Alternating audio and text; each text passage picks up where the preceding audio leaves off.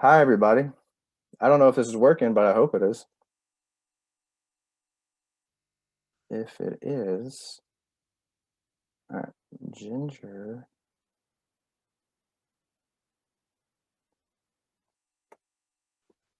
Okay.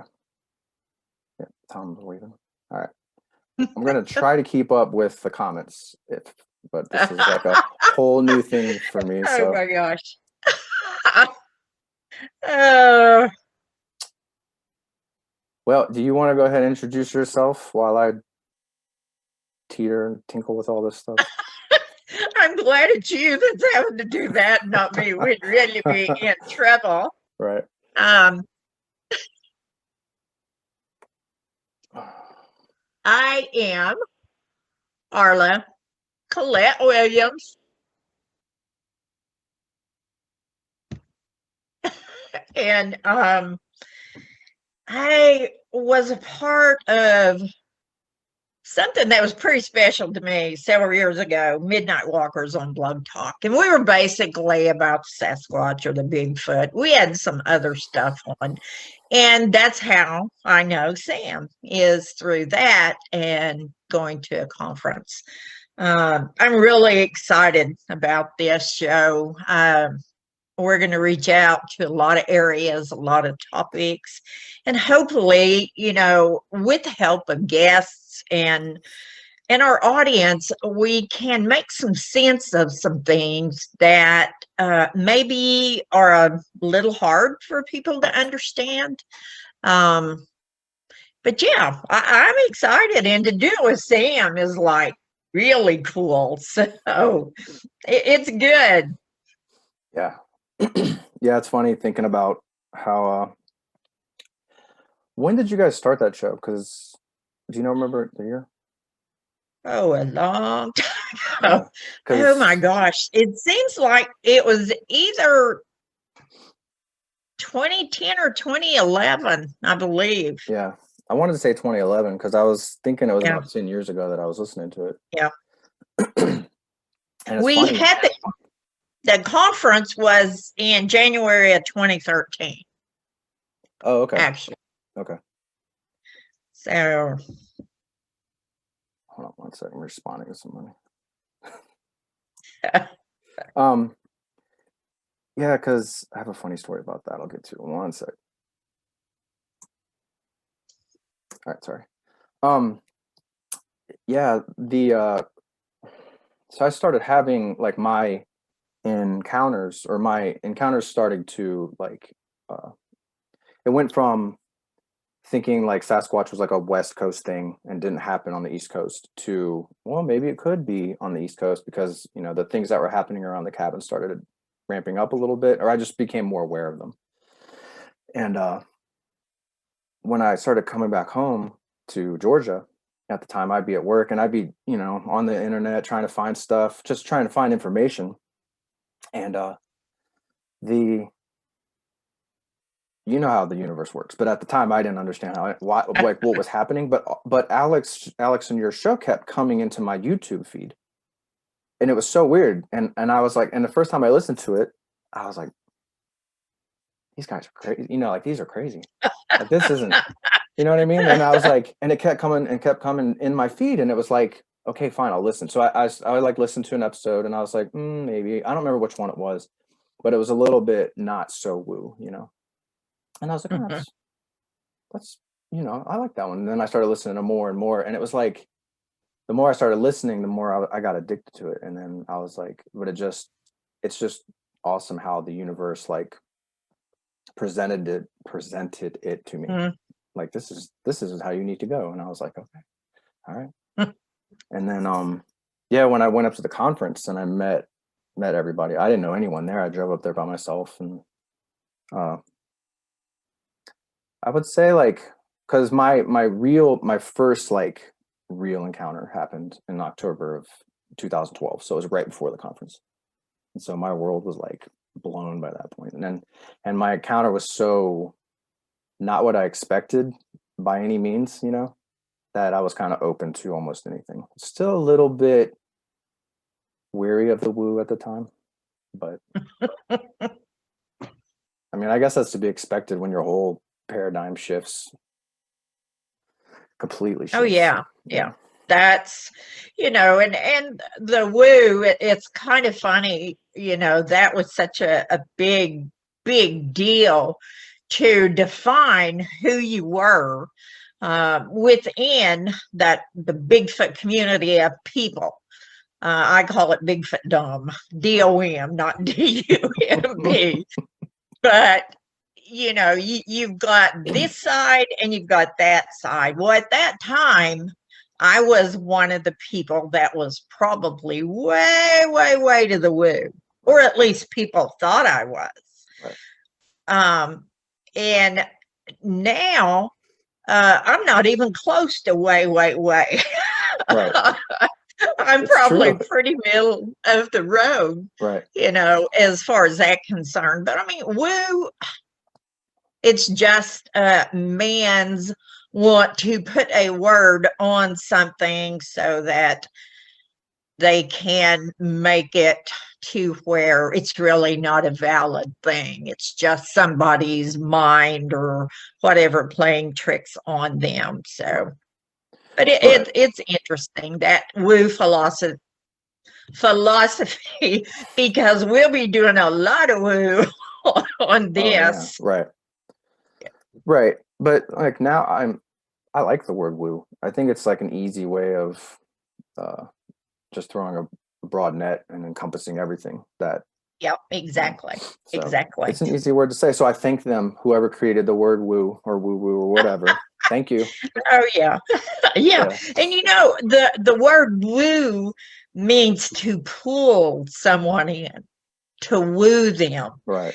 And I like that thought that when you talk about woo, you're actually helping someone to be pulled in to look at something for themselves, and doing it in a good way, not a way where you're saying you got to believe this, you got to think this.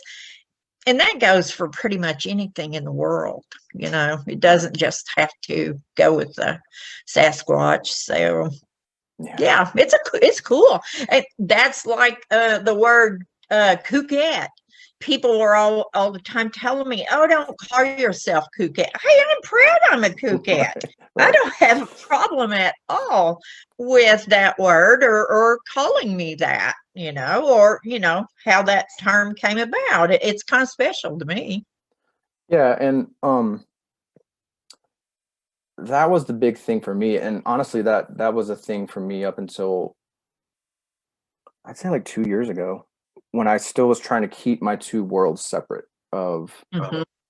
my old life, my old self, and entering into this whole different world that I had no idea existed for 30 something years. And then all of a sudden it was like, oh, okay. And then so up until about 2 years ago, I was trying to keep the two separated.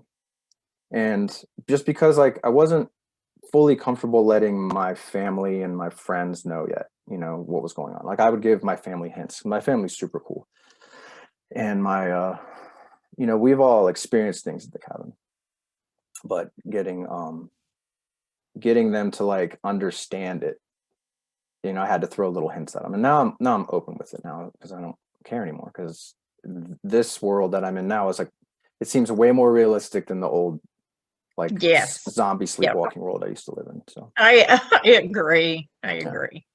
So now I'm like I'm trying to woo my friends, and I'm like, hey, come here, man, check this out. They're still hanging on to the old ways though. Yeah, for me, gosh, I guess I was woo when I was born. Yeah. I've always been pretty much who I am. And it's like you can take it or leave it. It doesn't define me by what you think. I've been doing things since I was a little bitty. And so it's just accepted that this is who I am and this is how I am. And I actually kind of like it, because my world is just amazing. It's just so amazing. Yeah, I totally agree. Well, that's the thing too, is my younger years when I was a little one, I had lots of mystical uh things happen, experiences. And then when I got into, say, like, fourth, fifth grade, that was about the time that all that stuff got put in my back pocket. I just didn't have time for that. Or because I can remember things in when I was 4 or 5 in one of my houses and experiencing things in my bedroom at night. And then I'd say when I was like 7 or 8 is when things really ramped up for like a year or two there. And I experienced a lot of things. And that was the same time I started going to the cabin too. Now, Yep. definitely a coincidence. Oh yeah. Yeah. But yeah, and then I spent, I don't know, 20 something years pretending I was normal. We are normal. I know. It's the others who aren't Right. normal. Right. Normal. Now. Right. Yeah. Yeah. Yeah. And also looking back now, I kind of realized, like, because I'm empathic. I'm an empath, and like growing up in a city, and like being on the subways and just being around crowded places all the time, like I had to shut that stuff down and like completely shut it down and ignore it most of my life, because it's hard. It's tough. It still gets me. I don't know if I remember if I told you about it. I was having problems with it last year. No, 2019. It was still affecting me. I'd go on public and I would be sitting in like a restaurant, and all of a sudden I just get hit with something, and I'd be like, why do I feel this way? Like I just got anxiety like crazy, and there's just no normal reason why. And then maybe 5, 10 minutes later, Kristen was like, are you okay? And I was like, I just don't know. I don't know what this is. I don't know what's going on. And then I looked over to, my right, and there was a guy sitting there by himself, just like eating a bowl of soup. And I was picking up him. Like I was like, oh, it's that guy. And, then I was like, I got to get this under control. I got to. Well, that's that thing that we're all connected. Yeah. We are all a part of each other. That energy is out there. My energy is intermingling with someone else's energy, especially if you're in a close proximity. And one of the things I learned a long time ago is what I call flip the switch. And when things would become overwhelming, I would mentally flip the switch. Right. And it would be like, okay, I'm not going to feel anything. I've got to go in this store. I've got to do my shopping, or I've got to go here, or I got to go there. And I can't be having all of these feelings interfere with what I'm doing. But now there's something I do too, which is I'm on a need to know basis. Right. If there's something I need to know, then the universe has my permission to bring whatever needs to be brought to me. Right. And that word permission, that's something that a lot of people don't realize. You don't have to take in anything. You can shut it off. And the only way you can open it is if you give permission that you are once again open to get everything. And something I see too with people who have an opening, if you want to call it that, to where they are seeing more things are coming for them. When that happens, it's like you send out an RSVP to the universe. Yeah. And you say, okay, I'm open. Yep. And so what happens, you get every Tom, Dick, and Harry spirit who wants to come and talk, or the energy of a person who reaches out and touches your energy. And when that happens, you immediately are connected, like you plugged it in to that other person. Right. And it's fun for a while, but then it's like, no, wait a minute, I can't even function. I can't sit here and have this meal with my family because I'm getting this other stuff about a guy over there who's eating soup. Right. Yeah. Totally. So Yeah. just a process. Yeah, it is, and it depends on where you're at, um, with your with your growth and your mental state and your heart space and all that, because you know how when you think you're prepared or you think you're good and you're not, a year after that, you're like, oh, I was nowhere near where I needed to be. So like, yeah, Yeah, now I know I put out, I'm not like I'm still taking stuff in, but right.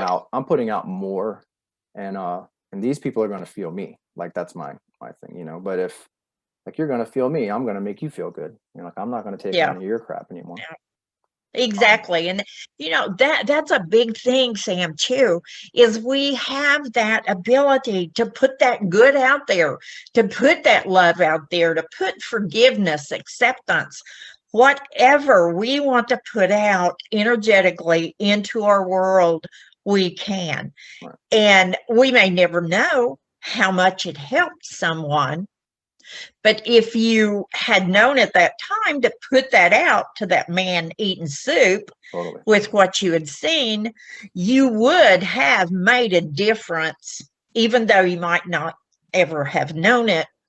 You would have, because that's how the law of energy works. Yeah. Yeah, it's like swapping, like he gives me some of Hmm. his and I give him mine. That's are you familiar with Chungpa or Chungpa Rinpoche? Chungpa I Rinpoche. am. I've actually That's talked to him. Have you? That's Yeah.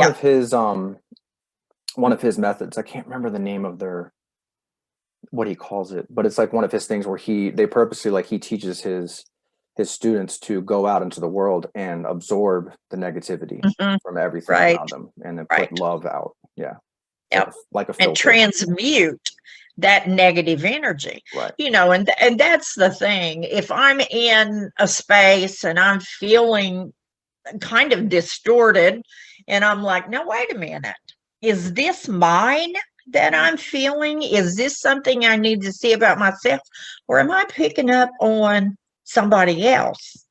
And if I am picking up on someone else and it's not for me to do anything, then I just say a blessing, send them love. And, if it is energy that needs to be transmuted, then I will do what it is to transmute that energy and Yeah. fill that space with peace and love. Yeah. Because you're at a place that you can do that now. Like Hmm. that's the trick to it, is not jumping into that because that's where you can get Yes. twisted real quick. Yeah. Oh, yeah. And Yeah. and I have problems. Most of my problems come when I first wake up, Yeah. because I've been in a space and I will have a thought and then it's like, no. No, we're not going here today. Right. We're gonna let this go. We're gonna transmute this energy and we're gonna have a good day. Yeah, that's when You mine know. when you first wake up, when I first wake up and I'm laying there, my eyes are still closed, but my consciousness is coming back. And Mhm. those little thoughts try to seep in, and you're like, no, not gonna work. Yeah.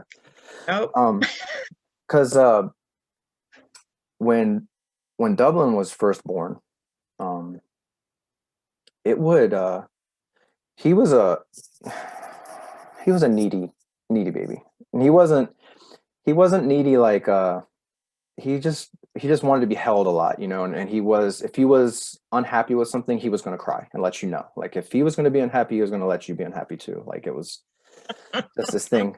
Kingston was the opposite. He was just always a happy little baby. But when we would drive, and this was 2008, 2009, this was way before I had even thought about any of this stuff. When we would drive somewhere and he would start crying, my anxiety would just go instantly through the roof. And I would have like a borderline panic attack every time. I just couldn't do it. And Kristen was always very like, it's okay, And she would talk to him and try and calm him down. And I would just be like, you're driving, and I'd just be like, oh my god, oh my god. And and now looking back, I understand that I was picking up his energy, and it was driving me to the point where, like, because I usually don't get anxiety that much. That's why when I feel anxiety, I know now I'm picking up somebody else's. Yep. So, yeah. Now I look back and I'm like, man, that's so crazy. It's all part of learning. And the cool part is you can look back and go, wow, I was doing that then. I didn't know I was doing it, but I was doing it. Yeah. And so, you know, you go through life and you pick up on information and you meet this person, or you read this, or you see a TV show. And it's just like, oh, that's what was going on. And I mean, because the universe sends out information to us in all forms and in all ways, and whatever, you know, we are open enough to pick up. It could be in a TV commercial. You could have the most profound experience of going, oh my gosh. And, you know, it has nothing to do with what's going on the TV commercial. I know. But that's one of the things I learned quick with that YouTube thing with you guys. You know, it's like, if the universe wants to give you a message, it's going to give you a message, and it's usually going to be in a way that you're not expecting it, because it's going to be, you know, it's going to come to you to something that, like, at the time I was on YouTube all the time looking for information, and it was like, here you go. And I think I told you about this, and podcasts too, because I was listening to a lot of podcasts back then, and the first time I ever encountered a dog man, it was a black one, and it was a black dog man, and I was like, that couldn't have been a dog man, because I had only heard of people talking about dog man with like gray or like brown colors at the time, and I was like, oh, that must not have been a dog man, because I've never heard of a black one before. And then literally that was on a Saturday afternoon, and Monday at work, the first podcast I started listening to was a guy talking about black dogmen that he encountered in Louisiana, and I was like, no way. Yeah. So yeah, that's just so cool, you know. And that whenever I would speak at a conference or pretty much anywhere, I always tell people, you know, you don't got to believe anything I say, but file it away. Yeah. And don't throw it out, just file it away. And maybe you will have an experience, or somebody you know and trust will have an experience, and you can go back and look at that again, and it will give you maybe a little bit of insight that this does happen, you know. And that's an important thing with any type of information. Don't just throw stuff out because you don't think it sounds right at the time. Just file it away, and you might need it. Yeah, that's actually one of the points I wanted to repeatedly bring up with our show was, you know, if you're listening to the show and we say something that you're not vibing with, it's not resonating with you, like, just hold on to it, because there will probably be a point in your life where you're going to be like, oh, because I listened to your guys' blog talk show, you know, MidnightWalkers, and I listened to probably every episode, and I had to go back several times because things would happen, and I'd be like, I've heard about this before, and I'd go back and I'd listen to like all your shows again and be like, oh, is this one that happened to that person, you know? Yeah. And that's cool. That information is out there, and you know, and that's where we want to be, is to help. You know, it's such an important thing to have information out there that you can go and find. And if it helps you understand something, then that's perfect. And you don't have to understand it by my point of view or your point of view. But if that's put out to where that information comes to that person, and if that happens by chance of them hearing something on the show, then we've accomplished what we hope to do, is to help people to see things the way that is within them, and definitely not, you know, think exactly like we do. Because No, I don't know if anybody thinks exactly like anybody else. So they don't. That's the one thing that has been kind of pointed out to me, at least with the past couple of years, is like the whole reason we're here is because there's just it's another perspective. So there's 7.8 billion perspectives of Earth right now, and that's the way it's meant to be. So we can align with people, but you're never going to fully have the same perspective as somebody else. So no, no. and And I you don't have think we're supposed to either. I think this is an individual collective journey. right. It's something that we are learning as an individual that fits into the collective. Mhm. And that word bothers some people, collective, but all it is family, the family that we have with everything Right. in the universe, basically. So, Well, it's true. I mean, like from what I've experienced, what I've kind of learned and been shown is that, we're all source experiencing life through 7.8 billion different people, all the yeah, animals, all the insects, all the elements, trees, that just air, gives me chills thinking I about know, that it's because awesome. it's just so awesome. Yeah. And it's, if you want to call it woo, you can call it woo, but it's life. It's how things really are. And it just, thinking about all of that and being connected to all of that, it's just phenomenal. Yeah. It's just phenomenal. Yeah, it really is. But, it takes a while for a lot of people to open up to that because everyone wants to be stuck in their individuality, which you can be, because that's the fun part of being a person, is the Yes. individuality. But you also have to, you don't have to, I guess, but when you open up to the fact that you're an individual that's connected to everything, that's when that's when life becomes really special.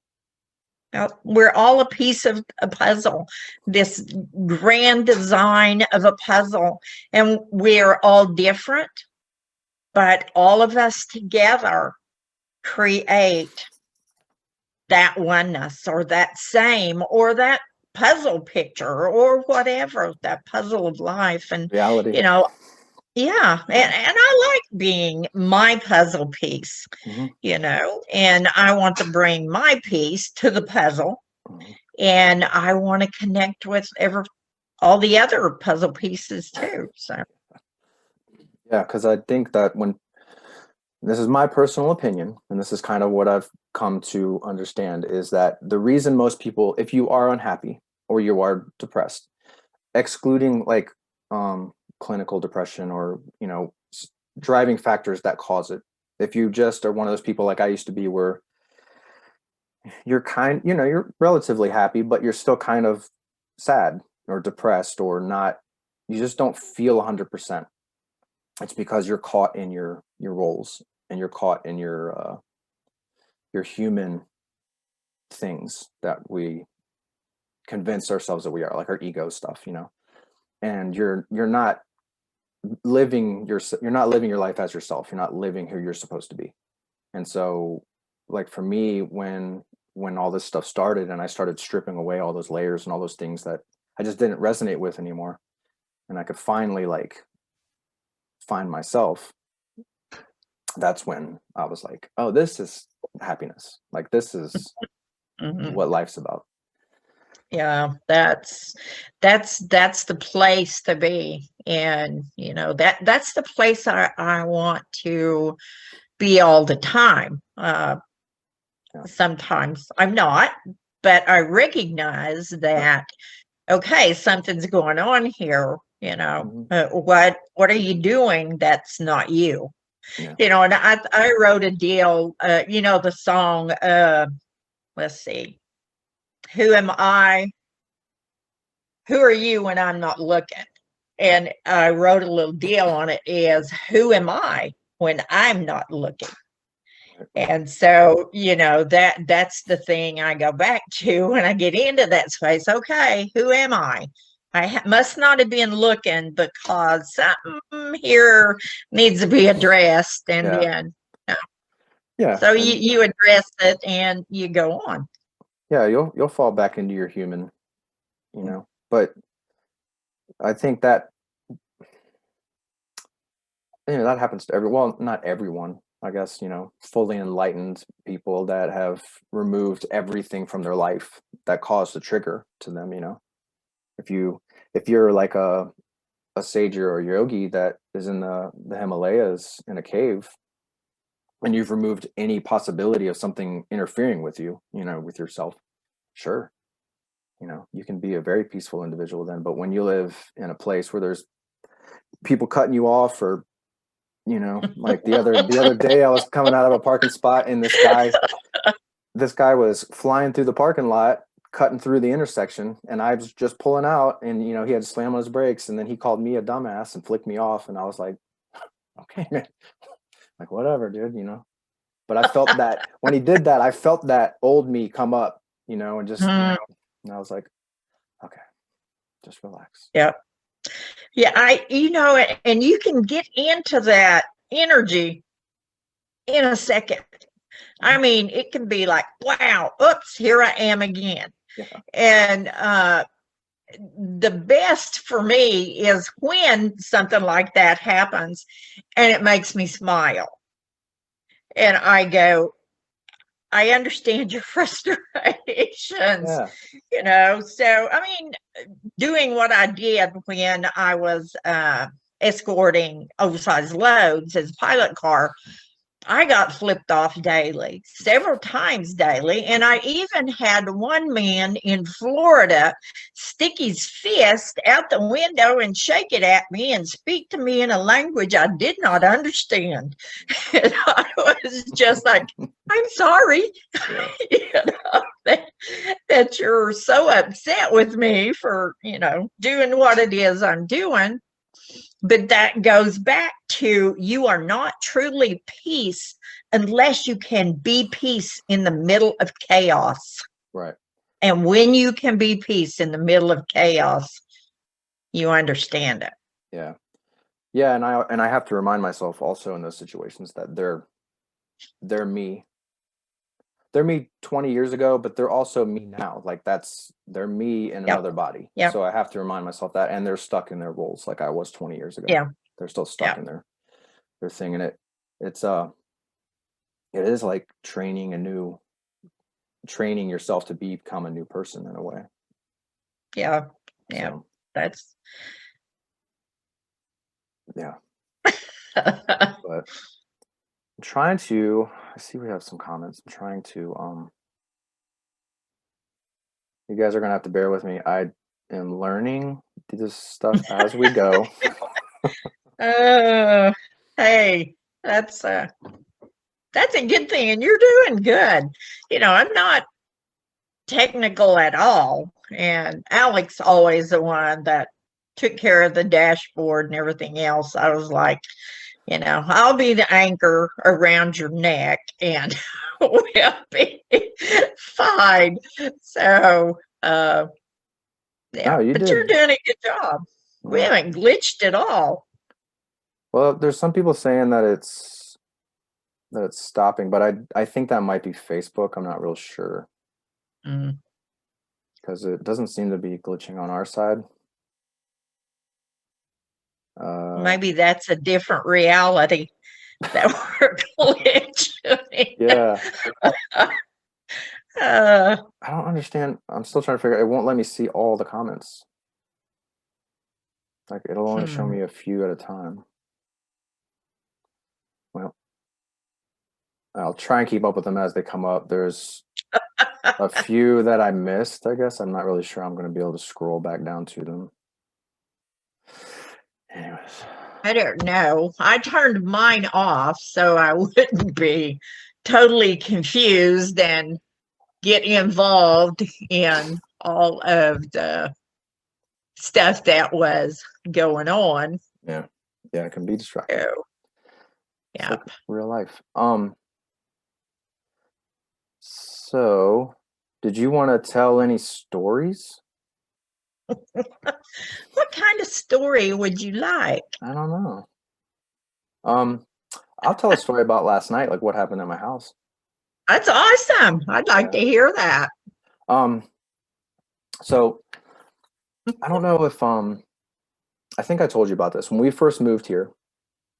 For those that don't know me, I live in Bend, Oregon right now. And so when we first moved here, um, we went to a spot and we didn't know any areas around here at the time, So we just decided we were going to go drive up one of the forest roads one day and go camping. So we go up this forest road and we come to we planned on going to this one lake. We drive down the road to the lake and it was still blocked off from the snow. And this was, I think, there's like the second or third week of May. And it was still blocked off from the snow. So we were like, well, crap. And we didn't have a plan B set up. And so I literally turned right, and there wasn't a road here. I just turned right and started driving through it was a ponderosa forest. So at this particular area, the trees are spaced out very far apart, So I just drove through the trees. I was just like, we'll just find a place here and camp. So we just kept going, looking for trying to find a good spot to camp. And we came across a forest road, and I was like, well, let's go down this forest road. So we went down that forest road, and then we ended up at this other lake. We just drove until we found something that looked cool, and we ended up finding this spot. We got out, and we were like, this looks like a decent place to camp. There's nobody there because it was still snow on the ground in some places and everything. And we go back to this lake, and we hang out for the day and make a little fire at our camp spot. And we're sitting around, and we're like, just talking, laughing, eating snacks and stuff. And it got to be close to dark, and it got cold, like a lot colder than we expected. And we weren't really prepared. We would have been okay for the night, but we weren't fully prepared for it to get much colder than it had gotten. And, because we weren't really used to Oregon yet. Because the weather here is it's like 30-degree differences a day sometimes. So we just decided that we'd just go home and come camp the next week, and we're a little bit better prepared. So we get our stuff ready, put the fire out, get our stuff, and we go and we throw it in the back and put the kids in. And I start to walk around to the back of the truck, and my truck was parked against the wood line, like the tree line. And when I walked around my side, I heard something come up to me in the woods. There was 2 sets of footsteps. Are you? My internet connection said it just got wonky. Can you hear me? I can. Okay, sorry. My Yeah, internet. you were a little wonky, but we can still hear you. Okay. So when I walked around my side of the truck to get my door, I heard 2 sets of footsteps kind of not run full speed, but just like crunch, crunch, crunch, crunch, like right up to the tree line. And those trees right there were like a cedar or something, I can't remember, but I couldn't see through them. It wasn't like tall trees. It was kind of like a lower tree. So I couldn't see in there. It was dark. But Kristen was getting in the passenger door, and I remember her standing on in the door sill, and she looked over the top of the truck at me, and she said, "Did you hear that?" And I was like, "Yeah, I heard that." It was right next to me. And so I said, "Okay, well, let's just say goodbye to them." I said, "Okay, we're leaving, thank you for having us. We'll see you guys later. I'm going to come back." Because I just to me, that was like their way of saying like, yes, we're here. Mm-hmm. And looking back now, I know that we ended up there for a reason, because we never planned on going there. It was just like we were kind of right guided there. Anyway, yep. So that night we got home and ate dinner, and we went to sleep. And at like 1:00 in the morning or something like that, the fire alarms started going off in our house. And it was like all the fire alarms in the house started going off. And I was like, God, what is going on? So I got up and I went and told the kids, I was like, everything's fine. Everything's fine. And then they stopped. And I was like, I don't know what's going on, but sorry about that, guys. Just go back to sleep. And so I laid back down in bed, and they started going off again. And I was like, God. So I ran over and I unplugged every fire detector in the house, a smoke detector. And so then the next morning I got up, I plugged them back in, and nothing ever happened again. That was almost 4 years ago. I think it was Sunday or Saturday this past weekend. I was in the shower and that thought of that happening came to my head. I was like, man, that was crazy. I was like, I hope that doesn't happen again. Last night hasn't happened in 4 years. Last night I was laying in bed. The alarm started going off for 2 seconds at like 2, 3 in the morning. We're just dead asleep. Alarm starts going off. And I jump up. I run into the kids' room. They're still asleep. They didn't wake up at all. And Kristen's like, are the kids okay? You know, is everything all right? And I was like, yeah. And I'm almost positive that the alarm only went off in our bedroom, which is weird because if one goes off, they all go off. But if it had gone off in the kids' room, they would have woken up. There's no doubt in my mind because Kingston, he gets like really freaked out by smoke alarms. So after that happened, though, I felt like somebody was in the room with us. And I don't know who it was, but it definitely felt like a little mischievous, you know, little somebody. And I said, please don't do that again. Like, I really need to get some sleep. I got to go to work tomorrow. So, yeah, that's, you know, and that's that thing of, that's an affirmation is what that was, because of your thought of that happening, and then it happening, it was an affirmation, you know. So, you know, and those are good things because they help us to affirm for ourselves, which, you know, most time we don't need that affirmation, but it does feel good every now and then to have this spirit world that's part of us, you know, give us an affirmation. So that's cool. Yeah, and I told you about the doorbell incident that happened over the weekend. And I asked for an affirmation that day. For anyone that doesn't, I haven't told anyone else's story, but sometimes in the morning when somebody wants me to get up, not anybody at my house, not in physical person wants me to get up, but when someone wants me to get up, sometimes things will happen in my bedroom, like something will shift or something will move and it will kind of wake me up, and then I'll just get the knowing of like, it's time for you to wake up. And so okay, so I'll just get up. Well, something happened Saturday morning when I was laying in bed. I heard something move in the room and I said to myself, okay, if anyone's in here, could you give me some kind of affirmation or let me know that you're in here? And like a minute later, the doorbell rang downstairs. So I was like, who the hell's ringing the doorbell this early? So I jumped up, I looked out the window to see if there was any footprints in the snow going up to my front door, and there was no footprints. And so I went downstairs and Kingston was already up, and I was like, hey, who was at the door? Who rang the doorbell? And he was like, the doorbell never rang. And it was like, no, I definitely heard the doorbell ring. So that was a very weird. Oh, yeah, that, you know, it's just that thing of the universe is so awesome. And, you know, the things that happen that will freak people out from time to time. Right. You know, it's just so cool. I mean, I'm not easily freaked out.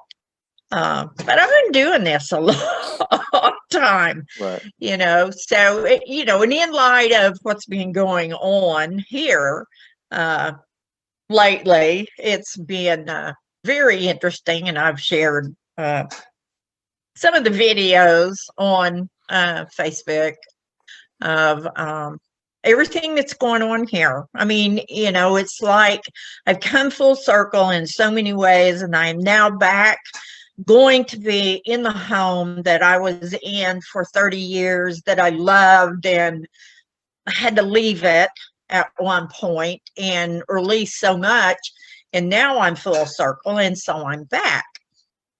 And it's like there is so much activity, it could be overwhelming if I wasn't in the space that I'm in. If it'd been 40 years ago, it might have freaked me out.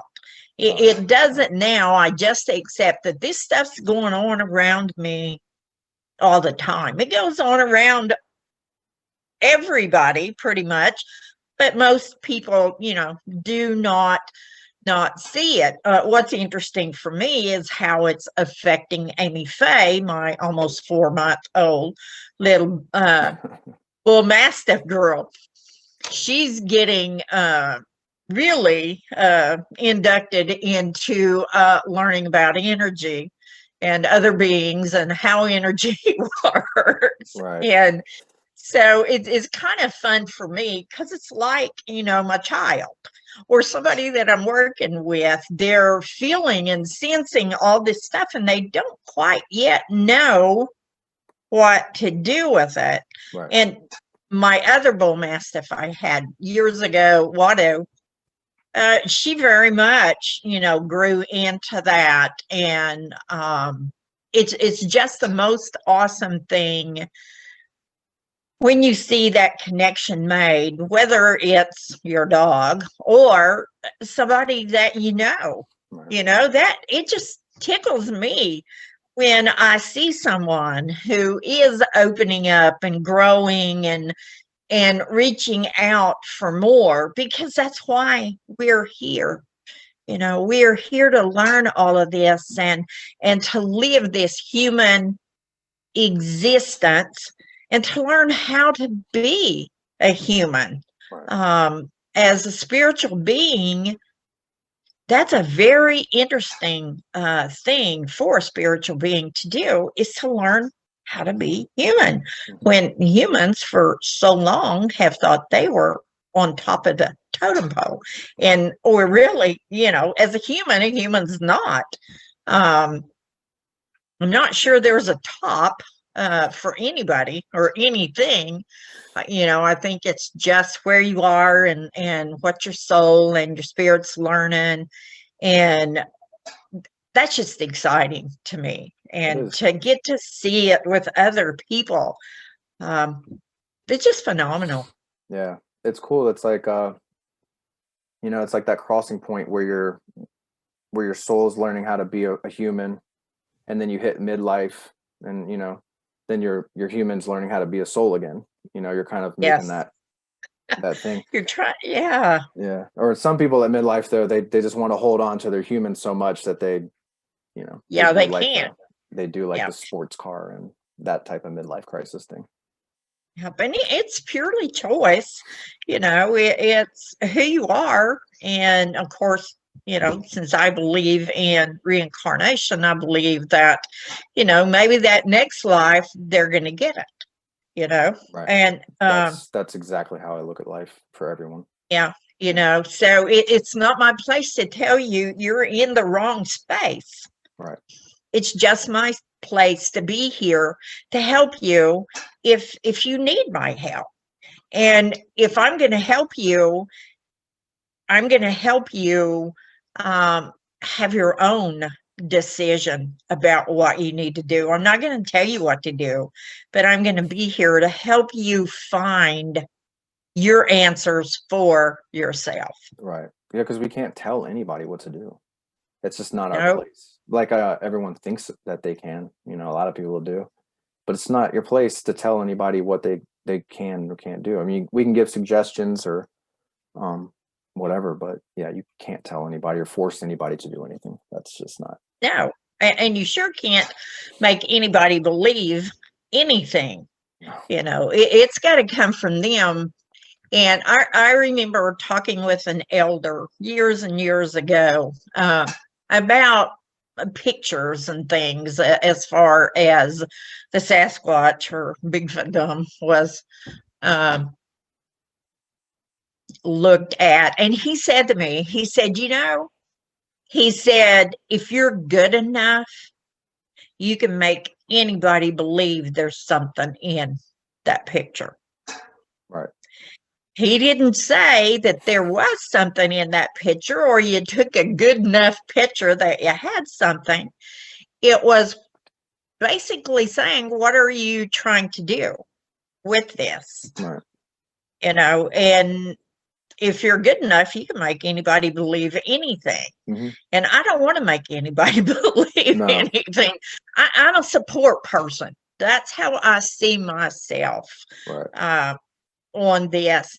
I'm going to help hold you up. and you're going to be in my prayers, and I'm going to be there that you can bounce things off of. And if you want how I think about it, I'll tell you that. But I can guarantee you, I won't tell you that's what you have to do. Yeah. Well, anyone that knows you knows that's how you talk. Yeah. Yeah. But that's how V speaks to me sometimes. It's kind of like a riddle. It's like two words sometimes, and it's like just enough that I'll put the pieces together. Most of the time she'll come to me with one or two words, and those two words I'll be like, I know exactly what you mean, but it's not like a lecture, of what you need to do. Right. That's one of the Right. things that, if you have or work with someone like a guide or something of some sort, that's something that I didn't understand that at all until it started happening. And then I realized that they're not telling you what to do. And if they are telling you what to do, then you need to be cautious, because their guide wants to help you. So they're going to give you what, and they're not going to force you to do anything or tell you need to do this or that. Because if they're doing that, you might need to rethink about who you think you're speaking with, because that's not how it should be. And that's, dealing with, I've had two spirit guides, the ancestor grandmothers, for a very, very, very long time. And I have gained so much knowledge and wisdom through them. And there has been times when I was trying to understand something, and I would literally see them talking to each other about me, and them saying, she'll get it, give her time. Yeah. She's going to get it. It wasn't like, you've got to think like this. Right. So, and that's exactly what it feels like. Yeah. Like even energetically, that's what it feels like. It just feels like a pat on the head, like, you'll get it. Yeah. Totally. Yeah. Yeah. Yeah. Because when I've told you this before, like when V speaks to me or when I get messages, it feels like there's a group of them, whoever speaking, and they have like an agreed thing that, hey, tell them this, and then she tells me. But it's a collective message that comes through her to me, and it has that energy signature of like multiple people that have approved the message. Right. Yeah, I totally understand that, because with the grandmothers, when I first saw the grandmothers, and I knew they were there. I didn't know who they were. I knew they were there, and it was interesting. I had just been praying and doing ceremony, and first one thing and another. Oh, I want to see you. I want to know who you are. And it was just, something that was forever on my mind. And one morning I was driving into work, and I had started the same thing in prayer mode. And then finally I just said, no, I'm going to see you when I'm ready to see you, or when you're ready for me to see you. And so I pulled off the interstate, stopped at the stop sign, got ready to make a left turn. I looked out, made my left turn. I'm coming over an overpass, and right as I get onto the overpass, boom, right in front of me are these two women standing. And they say immediately, we are the grandmothers. And I don't even know how I got to town. All I know was at that point, I saw the grandmothers, and I couldn't go any further, but, to look at them. But I actually saw them in my way of seeing them.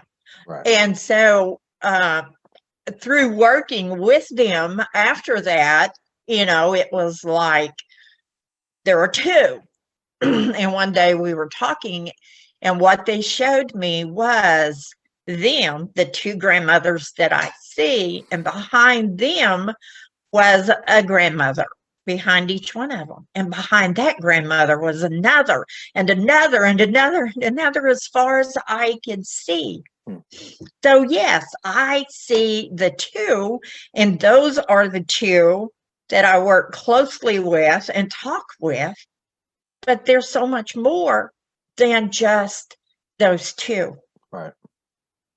So I totally understand your collective thing of a group doing this, and then you have one who then relays the message. But that cuts down on confusion. You're right. Yeah. Yeah. Well, because, and also when you get to a certain level, dimensionally or realm or whatever you want to call like those other worlds, it seems to condense more anyways to a more of a collective thought process, where it's like it gets out of more of like I and me, and it gets more to like a we and us. And I mean, if you've ever if you read books like The Law of One or any of those, when it says like when they're speaking with Ra, who is the collective, it's like a collective conscious of a group of in another dimension.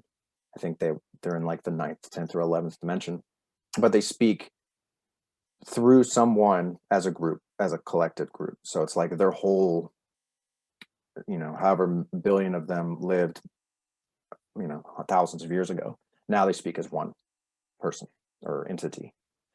And so I read that book, and it made sense to me, because that's how I feel like that's how I've received all the information, is that way. It's like one person speaking for, I don't know how many.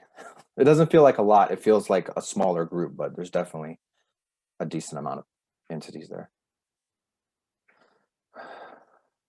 Trying to see the comments. I don't know that I can either. I know, it sucks. I wish I could see everyone's there. Oh, I do see some. Let's see. I see Anita. Hey, girl.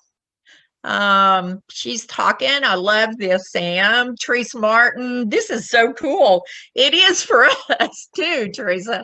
I think it's just really cool that we're going to be here. Hey, Jonathan, Claudia. Let's see. Ginger, of course.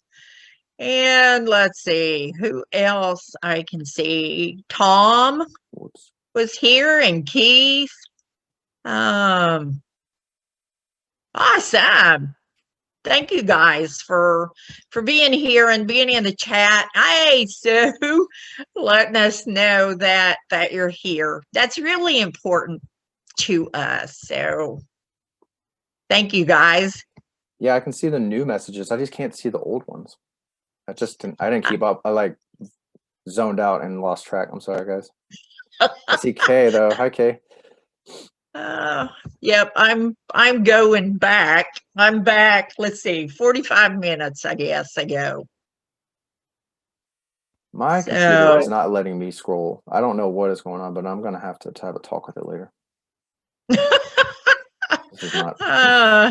It's being weird. Okay. That's just awesome. So, do you want to talk a little bit about like what you're doing around your place, or do you want to kind of okay? Yeah, here's Kate. I was trying to catch everybody and say hello. Okay. Yeah. I've had someone come whom I'm going to be working with. I've always loved the mounds people, and where I am kind of within that Mississippian culture of the mounds, which is in the Southeast. And recently I had walked into the house and I felt a very strong energy. It was behind me. I did not recognize it. It was very kind, though, very strong, very kind. And so I just spoke to them and greeted them and said, you're welcome. I'm glad you're here and, whatever. And I pretty much just say, like if I was talking to anybody, I might say your energy is very strong, but I feel a kindness there too. And so I left it at that. Well, it seems that my fire in my wood stove has become very, very important. And I knew that when I chose the stove, it was going to be important because I am so connected to Grandpa Fire. And I do a lot of my prayers, a lot of meditations, a lot of things with the fire. And when I went to get the stove, Matthew and I were talking about it, and I said, it's got to have glass in it. I got to see the fire. I want to see that as it goes. And, I'd sit there and I'd be lost in the flames. But then I was taking videos of the fire for people to be able to see the fire. Well, all kinds of things started showing up in the videos. Yeah. And, it's the energy that is here. There were all kinds of orbs and waves of energy coming across, and it's just been really awesome. It freaks Amy Faye out a little bit. She had a little problem when this one who's come I had been here. She very well sensed his energy and jumped up and went over and did a bark and a guttural growl, and then oops, she's back over by Mom, and and then oh my gosh, one's behind the stove and she watches it on the other side, and I don't think you can get any more woo than that. Right. Yeah. But it's my connection, the fire, and this mounds builder who has come from the mounds people is very important. And in my life, I'm not going to tell you that what I'm going to be told or what I'm going to learn is really, really important, but it'll have value, I'm sure. Yeah. And so I'm anxious to go to some of the mounds. I've been to Spiral Mounds a lot and spent a lot of time there. So I'm already connected to that culture. And so, I hope to at some point we'll have a show on where we're going to talk about the mounds builders and how they fit in with what's going on now. And I'm sure I am not the only one who has had one of these ancients come to them now. He is a giant. Yeah. He is very big, and that was the strong energy that I was picking up on him. And so it's going to be interesting for me to be talking about this on a forum where anybody can hear, and to see if others are coming in saying, hey, I've connected with this ancient mounds person.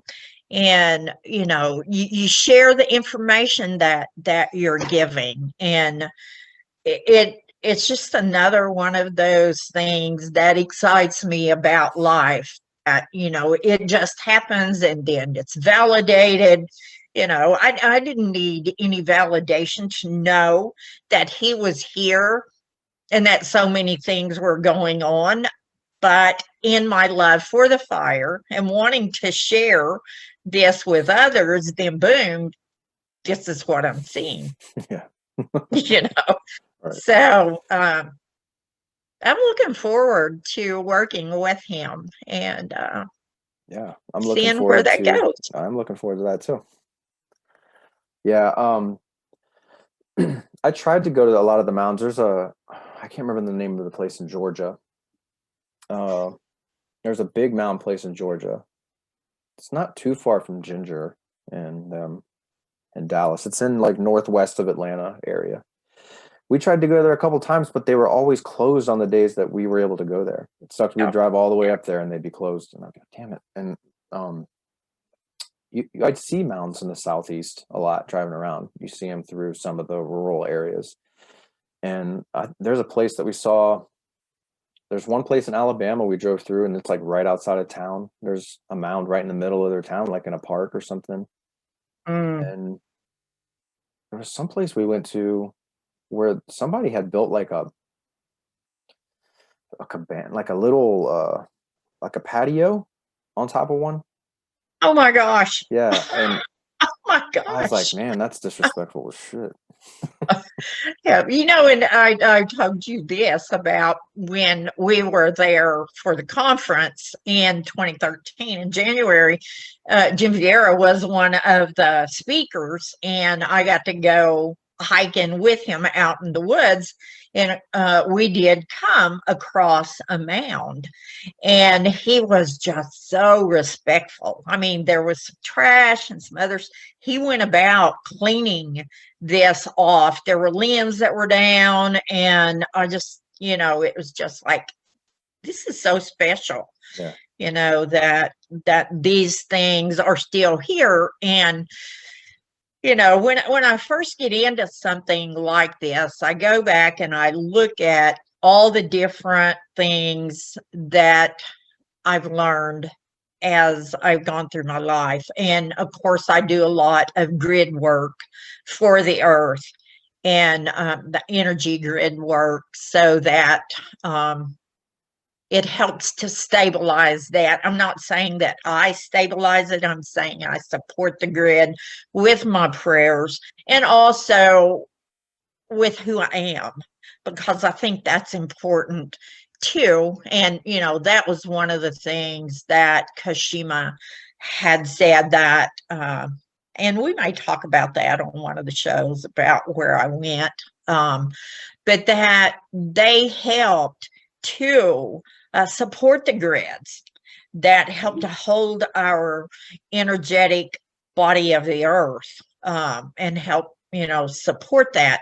And so I got to thinking, okay, we've got all these mounds around everywhere. How are they connected in?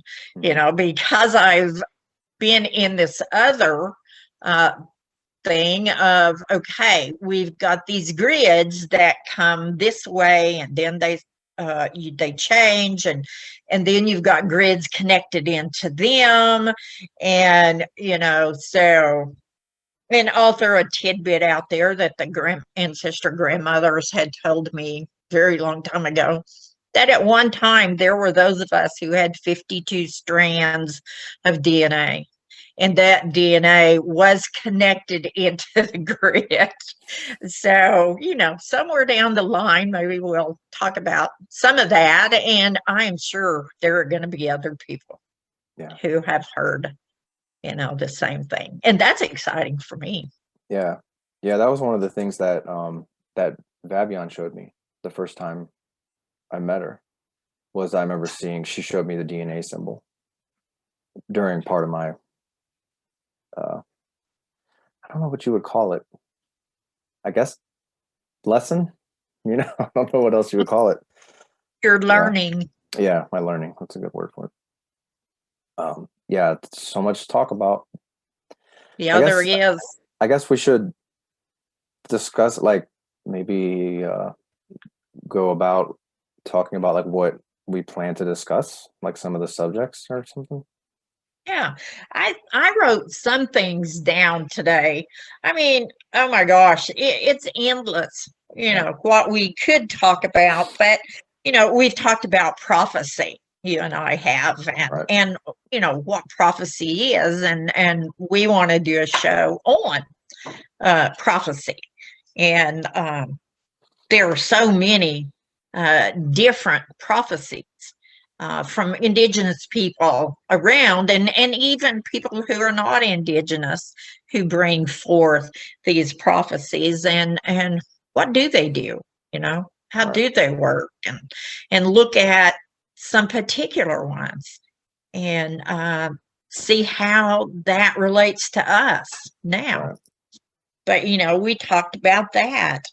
And ascended masters. I love things about the ascended masters. I've worked with Nakamara in the past, and it's just another thing that I'll say something about an ascended master, and a lot of people go, I don't know what that is. So I know a lot of people do, but for me that would be interesting. And Absolutely. Star Nation people. Who are the Star Nation people? Where did they come from? What do they do? How long have they been here? We've got all that to go through. And then ascension. What is ascension? Exactly what is this thing that people are calling ascension? And, we're not going to tell anybody what they have to think about ascension. We're just going to look at it, and hopefully we'll have people that'll, want to talk about this from their point of view. It's not just about us. We want guests to come on and bring their point of view. Yeah, I think that one should be like a group discussion for sure, because everyone seems to have a different perspective on that. Yeah. And when we talk about the Star Nation people, what's a walk-in? How many people know what a walk-in is? How does that factor in?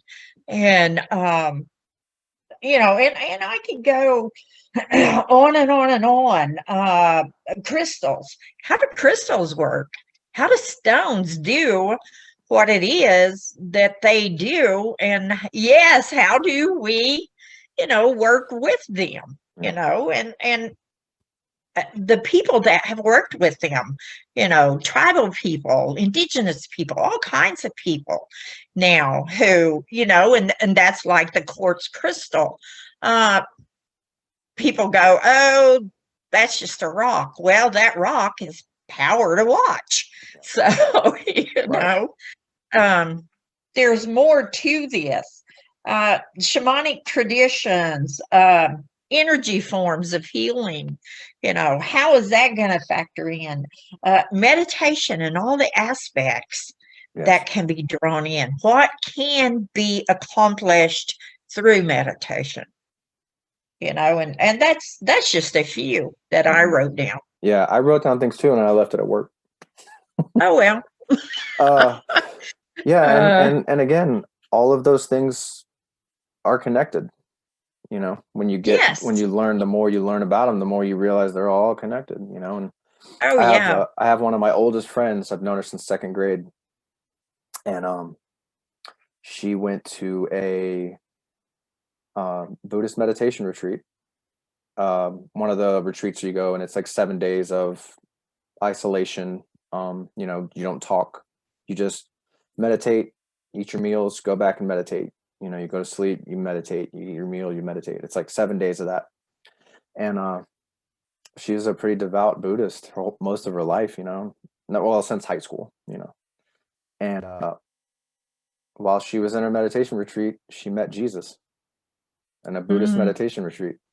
And he came to her. That's pretty cool. Yeah, he came to her during meditation and completely changed her life. And she's one of the people that I'd like to get on the show at some point, because that'd be awesome. I love that. She's just now coming to talk about it to people, because she was afraid of how it was going to come across to people, because she's Catholic now. Like, she's very, she's met Jesus a couple times since then. He comes to her a lot. So she's it's just an interesting story to me, just knowing her as when we were kids and how she's grown to the person she is now. It's amazing. Yeah. And I've talked to a lot of people that Jesus works with those people almost like a guide, which is what Jesus is. Yeah. He's a teacher, a guide, a helper. Exactly. And, so through my travels and everything else, I've met a lot of people who have a very personal guide relationship with Jesus. I always tell people he's a cool dude. He was sitting in my back seat one night when I was coming home, and I was going through some really rough stuff. And I looked in my mirror, and there was Jesus there with me. And I don't know what I would have done had Jesus not been there with me. Yeah. That's about as personal as you can get. Yeah. Yeah. And, and he's an ascended master, and that offends some people when you say that, but Yeah, it does. he absolutely is. And so we definitely should discuss that, because I think there's some misinterpretations with that word with some people, but yeah, that's cool. Yeah, I want to talk about one night, or one show. I would like to discuss more like the crystalline grid and like the core, crystalline core. Mm-hmm. I want to discuss love, just love, unconditional love, first conditional Mm-hmm. love, or just, where does love come from? What is love? I think that term is so misrepresented these days as like a finite resource, or something that there's only a limited supply of, so you can only give it to certain people in your life, but Right. it's like the one thing. It's like the sun, it will never run out, because that's what everything's created from. So that's something I feel like people need to connect with more, is love. And I agree, because that's that connects you to so much and gives you so much understanding when you can be in that space and begin to see through your heart, which is where we say love comes from. That's not exactly true, but that connection with love, the heart math, I love that, because it brings all of that, together. So I don't think we could ever run out of things to look at and talk about. Yeah, no, not at all. When I get my list back tomorrow when I go to work, I'll some things. But I do have a lot of things on there. But yeah, it should be interesting. And the thing about love that I've found personally through my experiences, that when I finally got through all my baggage and got rid of it and was able to open my heart up, because that stuff was keeping me closed, and when I was able to open my heart up, that's when I realized that source love can come through. So like for me, I don't know if that's what people mean when they say like love comes from the heart, but for me, that's what it feels like, is source comes through and it comes out of my heart, like that's love, capital L love. And that goes back to what we started the whole conversation with about, like what you put out.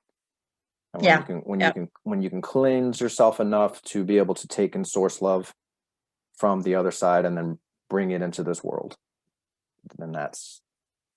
And with that source love, which is where I place that pure intention of being this love, you can't feel anger or hate or jealousy or any of the things that would create something that we wouldn't want to create. Those things don't exist when you connect with that. Right. And, if we can just help people to connect in their own way to that source. Yeah. Oh my gosh, that would just be so cool. Yeah. I know, and that's like one of my goals in life now is for people to get to that. Because once you get that, man, I mean, my experience with the Sasquatch sharing that with me, and Hmm. ever since that moment, that was like my chasing the dragon. I was like, oh, I gotta get that. Like I gotta get to that, and that's what started my path. And then I finally reached a point where I might not get that extent of it, but I'm like right on the edge of that. And it comes at least once a day now. I'll just be doing That, something, and all of a sudden you just feel it. It's like right there. Just ooh, whoop. yeah. Yeah, Yeah. yeah. Yeah. Yeah. And you just said a word of something we could talk about too, dragons. Oh Do yeah. dragons really exist? Oh You talk to a lot of people. Yeah, they do. yeah. In my life anyway. Right. But I talk to a lot of people who are like, yeah, dragons do. That they're some I don't know if I'd call them a being, but they are another helper that we have to help teach us and guide us. And I have my own experiences with dragons and do have a dragon as a helper. Yes, you do. So, so it takes a lot. It takes a village for this woman to, to get me on the good road. No, I So, think they just want to work with you uh, because you're a special human, and there's uh, not too many special humans out there. Very limited uh, supply. True. yeah, yeah. It's true. That I was thinking the other day, you see these little memes and things on Facebook that say, when I get old, I want people to say, what's she doing now? Or when I'm gone, all this stuff, or, what I want people to say about me is that I was kind. I always tried to be respectful. And I said, I started to do a meme about, when I'm gone, I hope that people will say she was always kind and she was always respectful. I don't necessarily need people to say, well, what's she doing now? Even though Matthew probably says that pretty much daily, but I say it about him too. So I guess we're even. Yeah. But yeah, I don't want to ever act ugly because that would not be something that would please my grandmother either. So Right. that's just kind of where I want to be. Yeah. Well, it's a good place to be. And when I met you at the conference, uh, I knew there was something special about you. There was something, and Alex and I had talked about it afterwards. Yeah, he's pretty special. You were still in a space, uh, growing and reaching out for information and different things. But then when I got to actually spend time with you and your family camping, it was like, yeah, yeah, he's special. He really is. And now here we are. Yeah. I know. I think about that, how I just feel like a totally different person now than I was back then. Also. Yeah. Um, and I would love to go back there now. Hmm. I do miss those days. Maybe we'll get back there Yeah. sometime. Yeah. You never know. If you need to be there, you're going to be. Yeah. So that's kind of how that flow of synchronicity works in the world. Yeah. Yeah, for sure. That was such a cool that first conference. That was 2013, right? Hmm. Yeah. That was such a cool thing. That's another thing I wish I could go back to. Cuz it opened up so many doors for me and so many different avenues like Jim Vieira like a bunch of people that were there, and it just opened up this whole nother world, that I hadn't really thought about before. But at the same time, like, kind of took it for granted, kind of like, oh, these things will happen all the time. Like, I'll always be able to go to these conferences, and it's like that's just Um, like the newbie in me, just having no idea how special that was at the time. But it well, feels that happens different. to all of us. Yeah, We don't grasp how special something is when it's happening. right. And then, when we are looking back at it, we go, whoa, so many doors opened and so many knowings started coming to me. Yeah, yeah, because So 2013. So that was January. 2013 was the year that I had the love. I guess what Brian calls the love zap. Brian and Michael call that. mhm. That was that April, I think, or May. So a couple months after the conference was when that happened. That, yeah, man, it's just so cool to You think about it. can't, yeah, you can't explain that. There are no words Yeah, that actually explain how that feels. You have to feel it to understand it. And, yeah, so it far surpasses any words that we have in our vocabulary to describe it. oh yeah. There's no words to describe it. That's why. That's kind of why I wanted to talk about love. I almost feel like there needs to be a new word for it, because love, Yeah. the word love doesn't. I don't. It just doesn't do it justice. No, not for how we view love, Right. because we categorize love, and this is past that, putting it in a category as we have with all the different types of love. This encompasses everything, Yeah. every Yeah. Yeah. It's like and okay. yeah, I was just and more.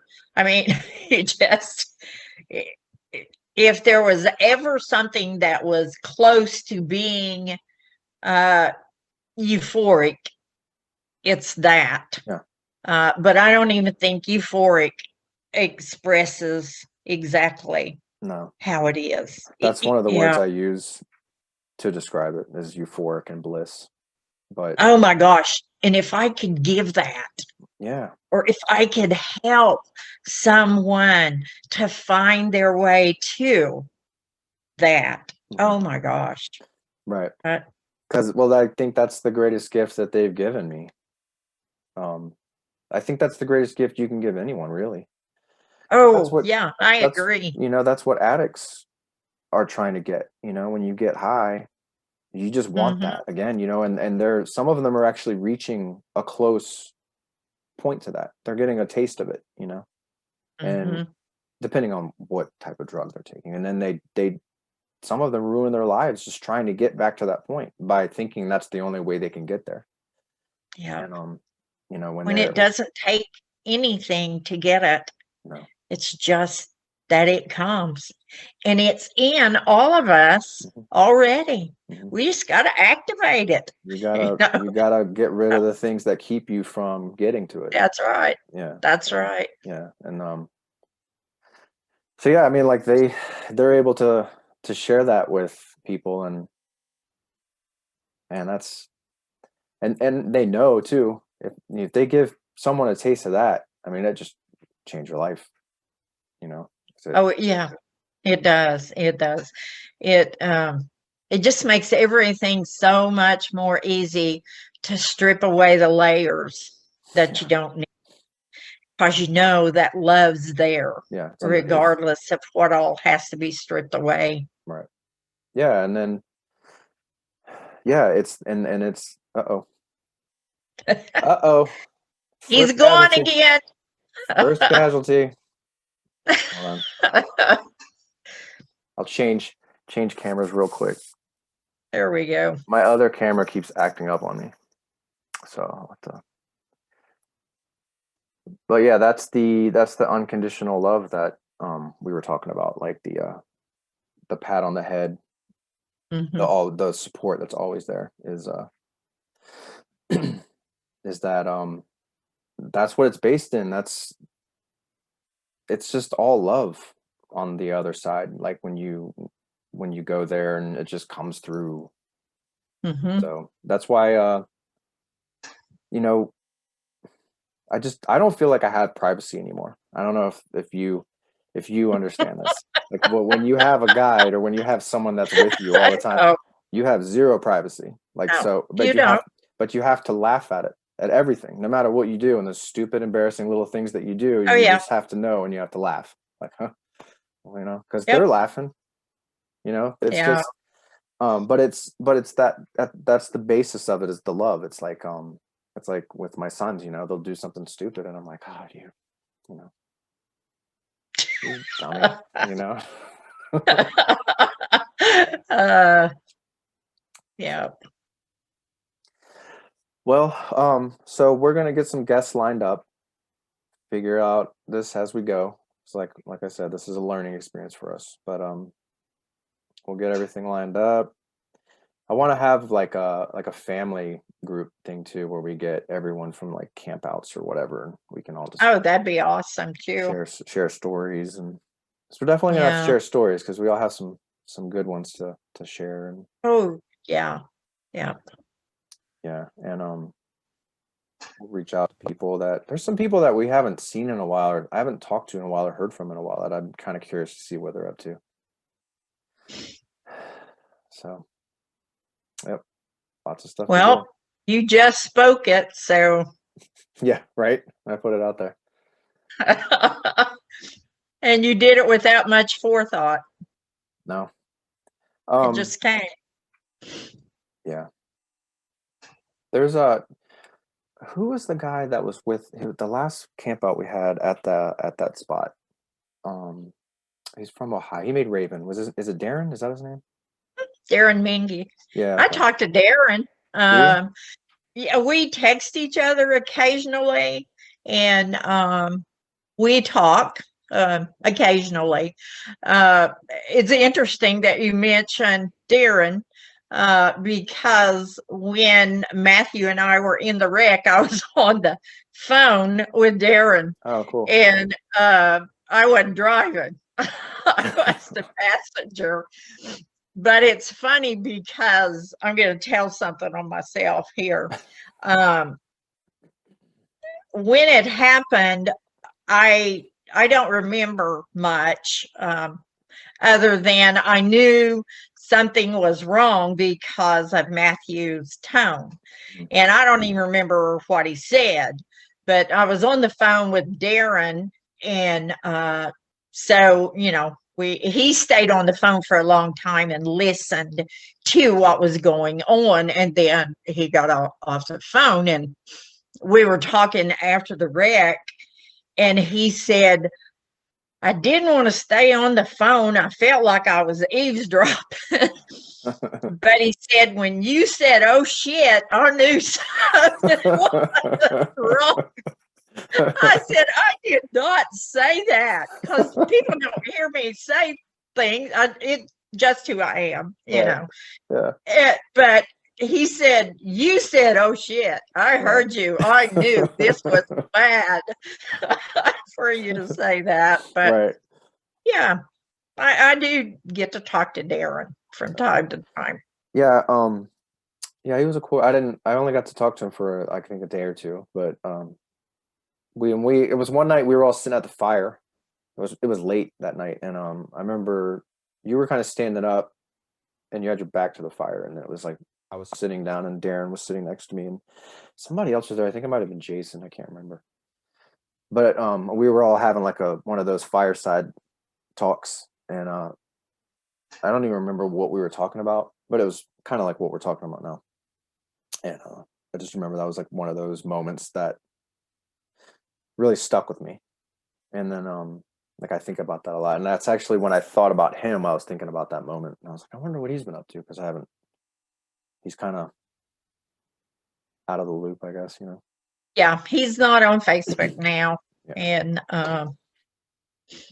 but yeah, his sisters are still on Facebook, but Darren's not. So, but yeah, he's a cool guy. Yeah. Darren is. Yeah, I got He's a good vibe from him. Yeah, we've met some cool people. Hmm. Really cool people. Yeah, that whole thing is like how that all came together. Like I missed the first one, but it was just how it all came together and how I was able to. It's just so cool, man. Like I spent, all this stuff happened. Most of my stuff started happening to me in Ontario, so I was like trying to find people in Ontario to connect with, and I just couldn't find anyone, and it just wasn't connecting. And then I met you and Alex, and then I met Keith, and then I read Keith's book, and I was like, holy crap, because his stuff was like right by where I was, and I was like, and then I met you guys, all of you guys finally, and we did the campouts or whatever, and then I've met Leanne Carnegie, and she is up in Ontario, and she was starting to go through this stuff the same time I was starting to go through the stuff, and now we're like, man, I wish we would have known each other back then, but it's just Yeah. so cool Yeah. how it just comes around. So yeah, I should probably get off here in a little bit and go check on the kids. Yep. But, It's been fun today, and getting back into the swing of doing this for me, because it was something I really loved. Alex and I had a good time doing what it was we did. Yeah. So, and of course we're approaching this from such a much more broad expanse of understanding things, and yeah, it's gonna be good. Yeah. If we don't do anything but get on here and talk, it's gonna be good. So it is good. I do want to get some people on too and do talk about Bigfoot stuff, like Sasquatch stuff too, because I think that that that's so near and dear to us that like I think that's an important thing to talk about, but we'll see how it goes. Yeah, all right, well, I'm gonna get off here and go check out the kids and see what they're doing, and it's not too late, but I gotta go check on them. They had school today, so I need to go see how school was. Oh yeah, see how everything went. All I've got's 2 4-legged kids and a big 2-legged kid, and then of course, like you, I'm never alone. Yeah. I haven't been alone in so long, I don't remember being alone. I've got a girlfriend who we would go do things together, and she'd say, you never go anywhere by yourself. You're like Pigpen. You bring all these others with you. Right. So it's true. And for me, it comes in waves though, because there was a quiet period during 2020 when I think I had kind of cut things off though, because I had a lot of stuff that I needed to get through with myself. So I needed some me time. And now, for whatever reason, past month or so, it's ramping back up again. So well, they were getting you ready for the show, right? Yeah. We'll see, as long as they don't set off the fire alarms anymore, because especially at 2 a.m, man, when you're dead asleep. I am like you. I do not like to be woke up if I'm sleeping, and unless it's important. And that's like, with a hairy kid, all knew that you do not wake me up unless it's really important, because and they've been really good not to do that after the time I yelled when they woke me up about 4 o'clock, shaking my tent, It's funny. I'm laying there asleep, and all of a sudden, the tent is just shaking, and I wake up enough to that I can see from what light there is at night.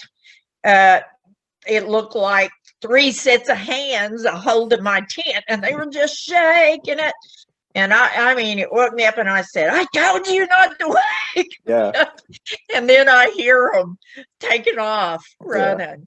So it's Yeah. like, I oh, understand a good boy. jump scare. I'm very I appreciate a good jump scare, you know. Like it'll get me and Yeah, I can laugh about it, but there's just sometimes when I'm like, man, come on, just let me sleep. And it's not even really so much me, it's just I don't want the kids to get freaked out on things yeah. like that because I know that they're still we can actually I'd like to talk about that too, is like kids with That'd them be awesome.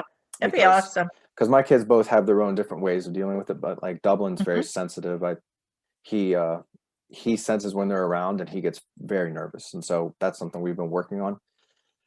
And Kingston, he feels when they're around, but he doesn't get scared. He's a very old soul, Kingston is. So You just lay back and he's been letting it. around the block a few times, yeah.